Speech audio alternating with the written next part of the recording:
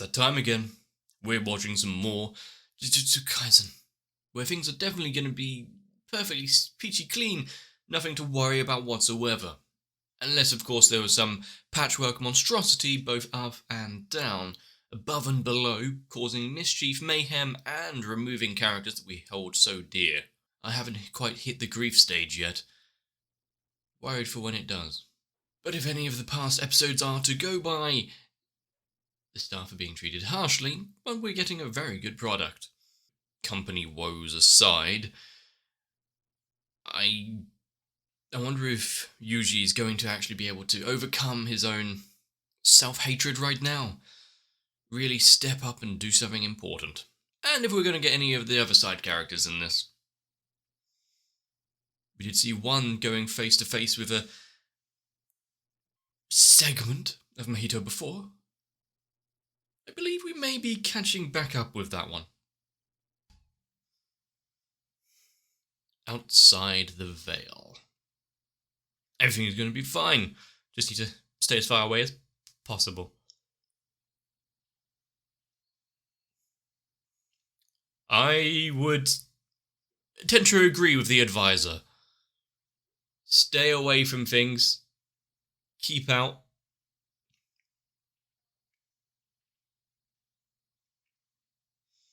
But it's not in her character to sit back and let everyone else have the glory. But if they're fighting and dying and getting into trouble, she can't just leave them be.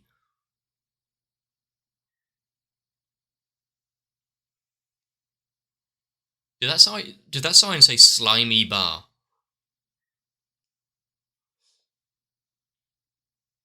But how much will her enthusiasm for going into the Vale change when she saw the complete devastation, the section of the city that melted into a puck?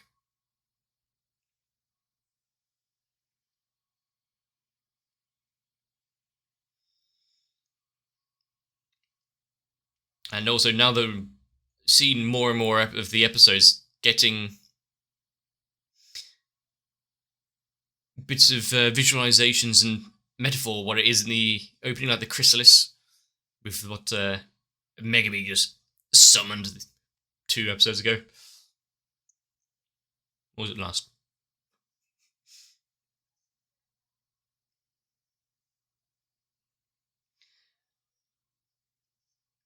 And that is another thing that I was thinking about. We've had so many of the other students and friends.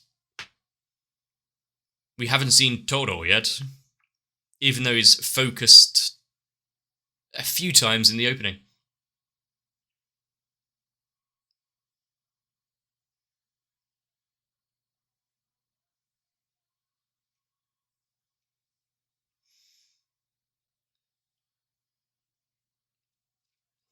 That would be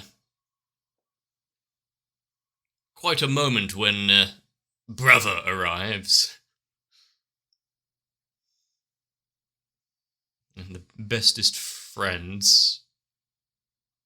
I have a feeling they're not getting away.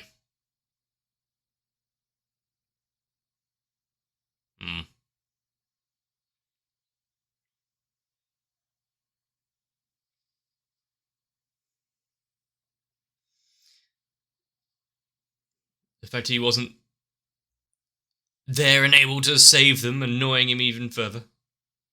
I mean, he's been skewered by Mahito. Just in contact with him anyway. Of course, he's not going to be peachy. And with their fights going on either side, how connected are the two halves?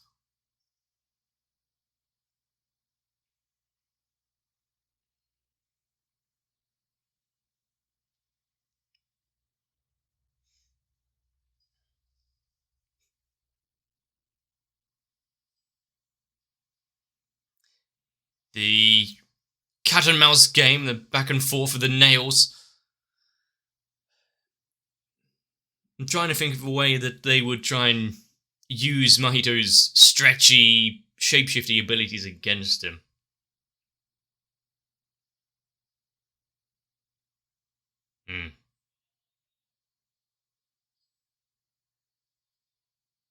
That was some neat dodging.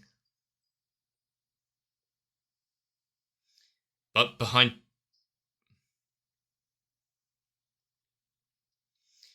But what, he can't use the... Okay. Well, at least there's something there.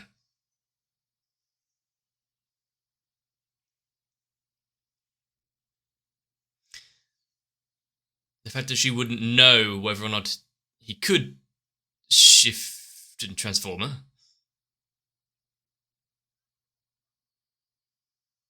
Yeah, I mean... He's not going to just let her get away.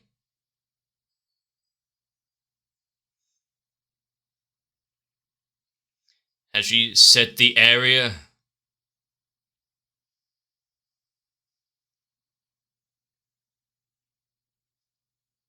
Just set up the area, surprised him, used it to...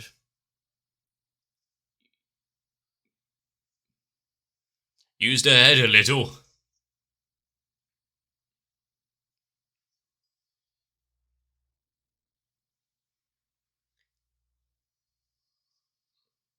Oh, nice. Resonance. Hitting both sides simultaneously. Send that pain shockwave.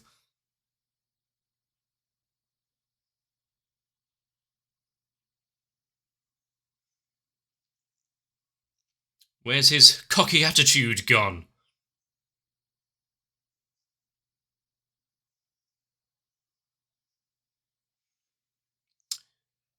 So, she's now worked out that he's also just a duplicate. Well.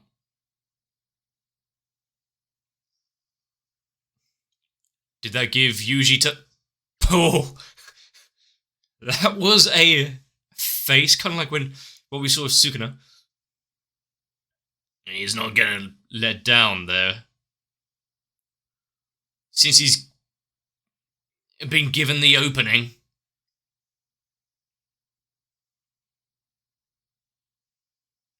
And we get the Black Flash.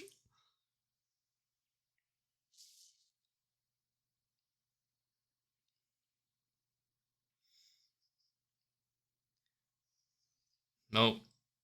We've got a... We've got a bit of an upper right here. Him having a renewed vigor. Knowing that he's not the last one, especially after seeing Nanami.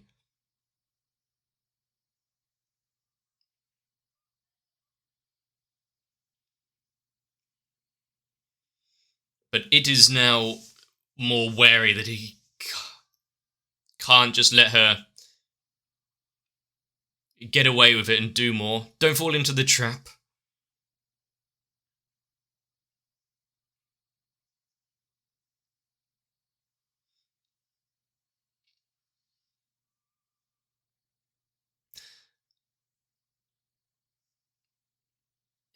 Is it trying to, well, both lure her underground, but also, meet up with his other self.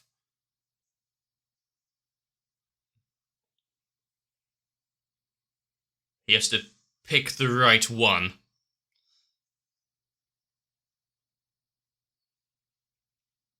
At least he got a portion of it, so, there's something. Yep. He's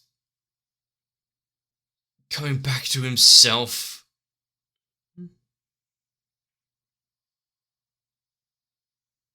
He's going to switch places. If one can't use the techniques...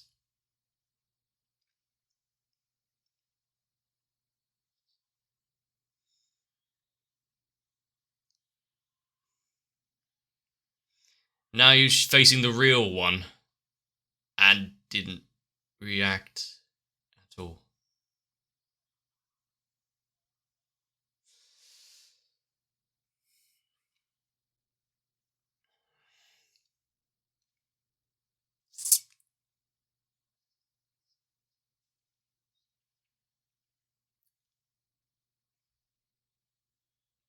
How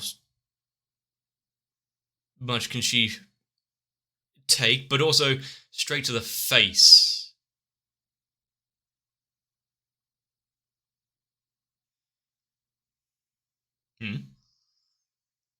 Oh, fuck.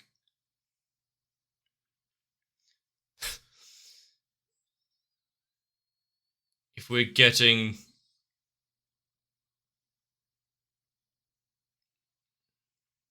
If we're getting flashbacks... Somebody... Can't really think of a better way to spend an evening, though. Much better than fighting cursed spirits in the underground.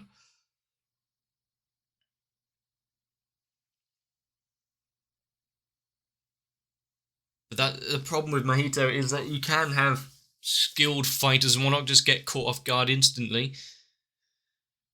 And there you go, you're...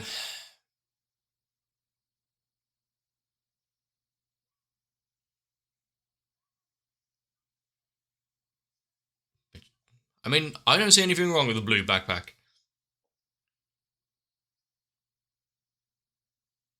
Was it because it, sticks out a little?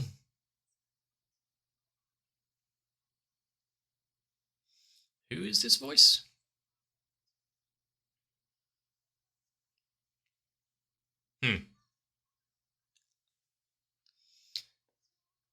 However, yeah, she was wanting to be a little special. Everyone hated blue.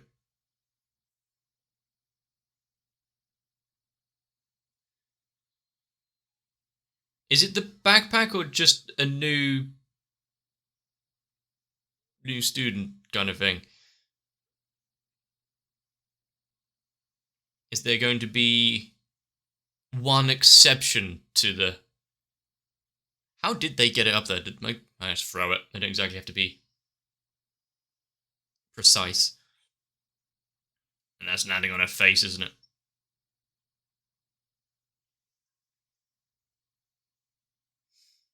Almost. Good catch.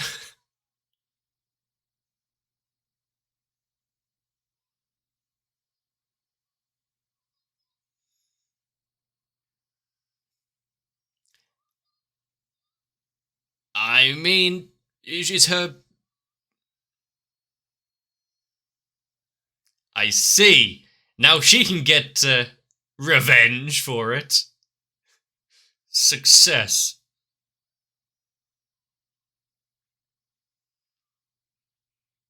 Run.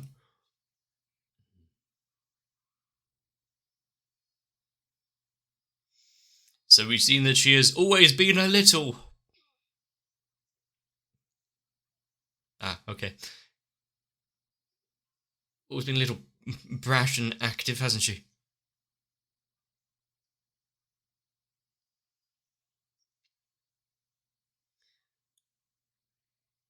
You've got to learn somewhere.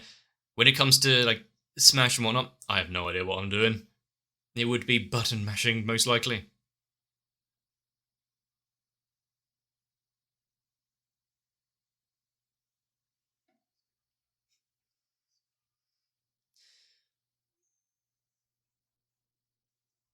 Lady? Yeah. I'm not sure that's something that should be shared and celebrated across the houses nearby. It's kind of strange. Oh, have some... celebrate the day kind of thing.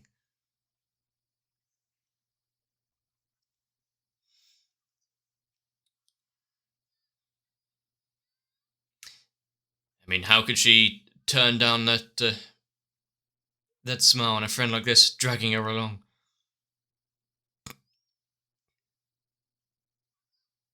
Oh, not bad. It was just someone else's house.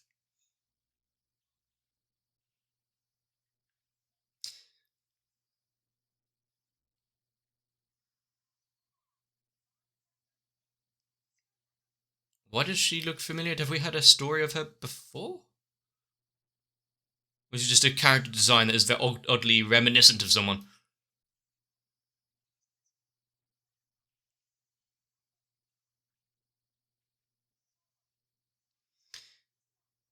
She always at home, had nothing better to do.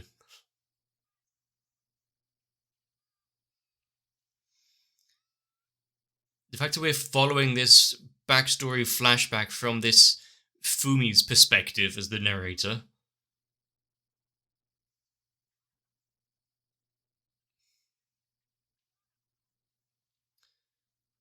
You see, it was a good influence, really.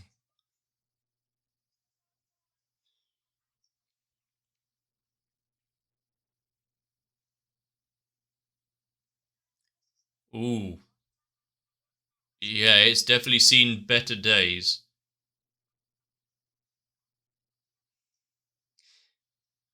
How long are, how long were they away for it to just almost suddenly just stop being like that?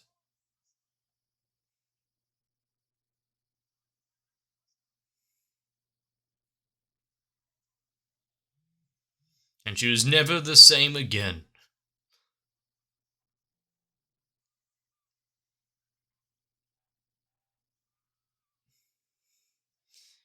I mean, she's been very open and honest with her feelings.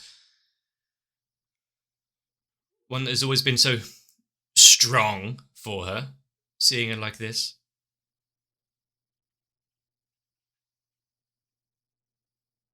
Stalk.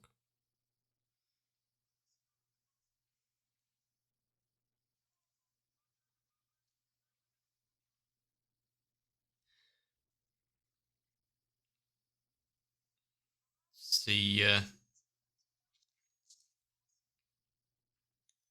friendship that they had. There was a bit of a time skip here, but yeah, the friendship that they had here throughout the years that she kind of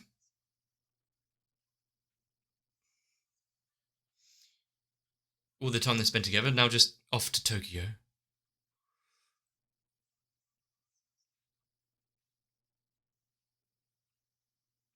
Is there going to be some sadness of this parting, or is it because they're older and they know that all three of us?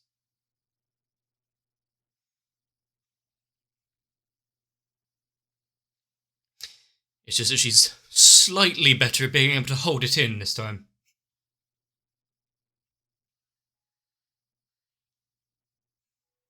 Hmm.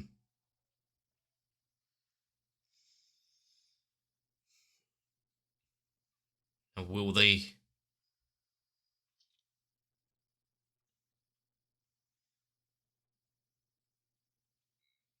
have gotten anywhere close to a reunion before everything went down?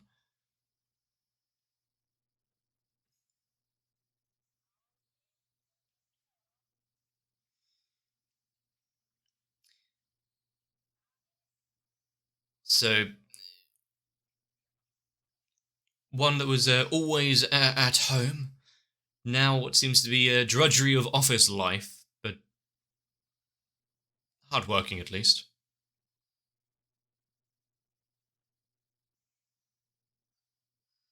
Uh, the simple worries. I've got a pimple or something. How did the conversation go from tourism in Shibuya to are you getting married or thought about it?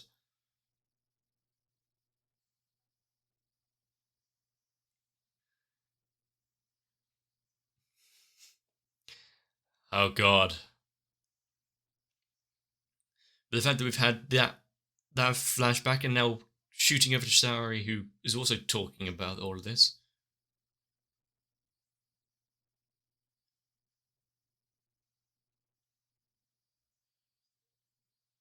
So she liked the attention and whatnot, acting like a sibling.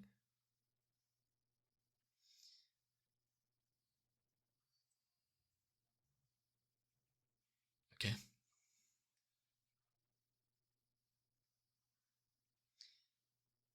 Hopefully you don't say that they hope maybe you should contact them now.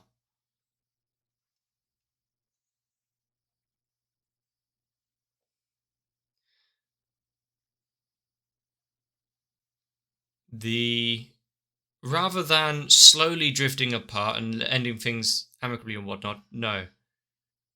Cut off contact just to avoid a small bit of hurt. Yeah, she's fine.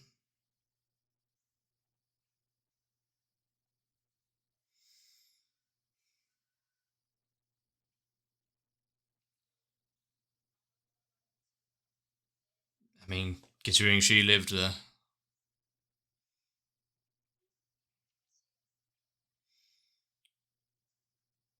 Silent ones get overlooked. Like,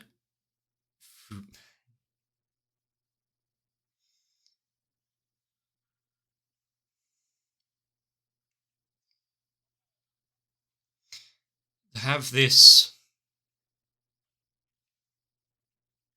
moment, which is reminiscing of friends past and current, the good times having between them.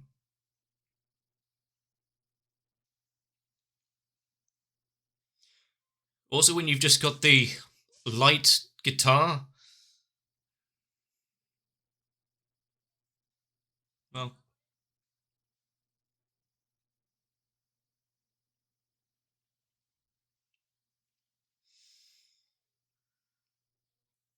oh,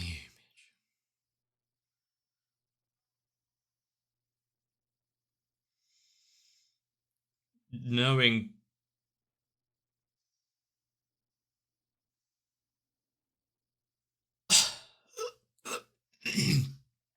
that's a shot. The fall back into camera. He's going to go ballistic now at Mojito, but as a final parting, life wasn't so bad. Why is everyone around him so cool in the final moments?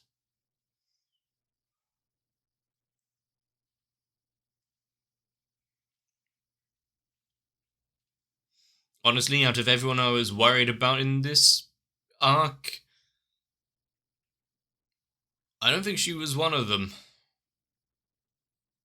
At least not so unceremoniously as, like, not mentioned to the next episode being this.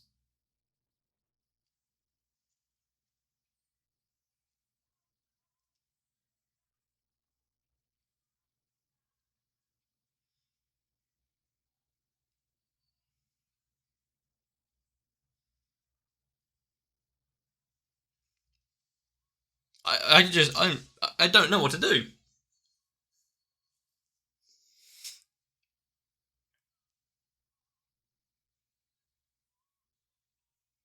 If you've got, Megami already having his head split open against the wall after doing the summoning, but kept alive by Sukuna.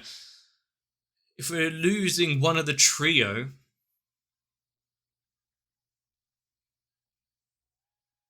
can't we just go back to the easier times where they're all just playing at the beach? That's at the ending of the first season.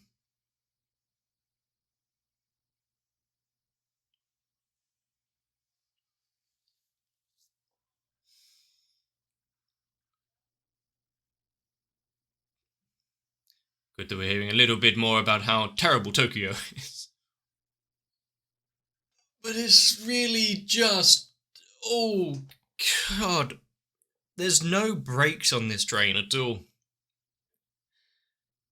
In the span of, I think I was told, like, some of this segment just is over a 15-minute period.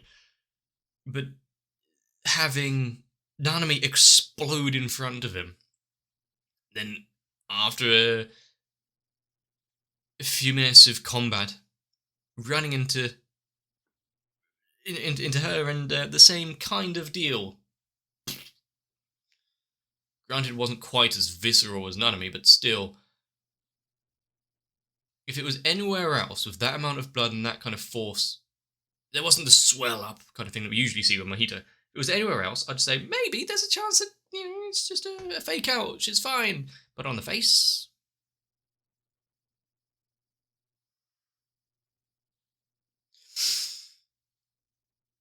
for that entire flashback segment, I mean, if you've got a reliving of your life, having her show up, be the one to protect, have the rashness of the energy to be the one to save her when she's being bullied or having a backpack stolen and whatnot. I've lost my train of thought. It's a little difficult when confronted with scenes like this. I mean, I should be used to it because, Jujutsu Kaisen at the minute has not been exactly kind when it comes to any of its characters or the audience watching. This isn't a happy situation where everyone can just come out of it unscathed. There is a shake-up down to its core. But the fact that you had the disparity between the ending just silent 7 seconds and the entirety of the flashback sequence, whenever you get a flashback sequence, there's a few things that happen. If someone is just in mortal peril just before,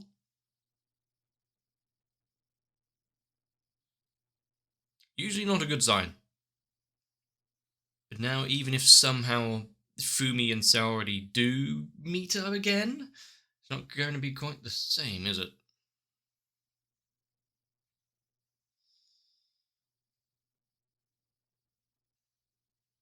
But no, staring death in the face with a smile, looking back on her life and how much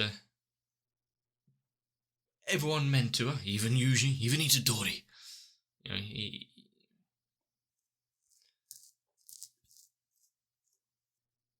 I really have I'm looking at the time on the recording and I've been sat here for 7 minutes doing nothing, just staring, trying to figure out what I'm even thinking about. There's going to be a lot of dead time to cut out.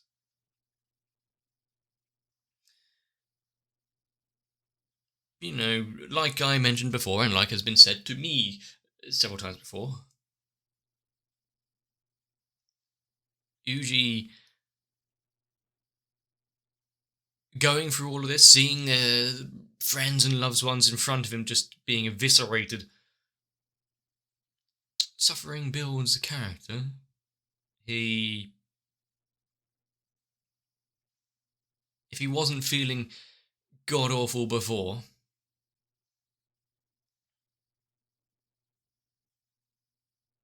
I'd be surprised if there's even anything left not to snap up there for him. This was a little much. If you got old man Zenin on fire, Nanami on fire and exploded, Nobara face exploded, Maki on fire, Fushiguro needing serious treatment. Yeah, there's not many still up in the fight, and those that are, I'm not sure if I want them to be center stage or having a lot of screen time, especially after seeing what happens when people do.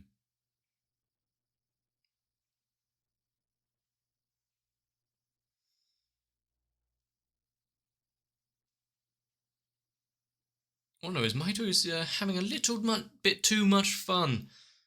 Maybe all of the smart-ass japery will come to a close pretty soon.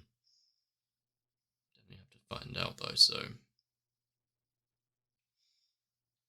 I want to see more. Unfortunately, right at this second, there isn't any more technically even out. As soon as it does though, I might have to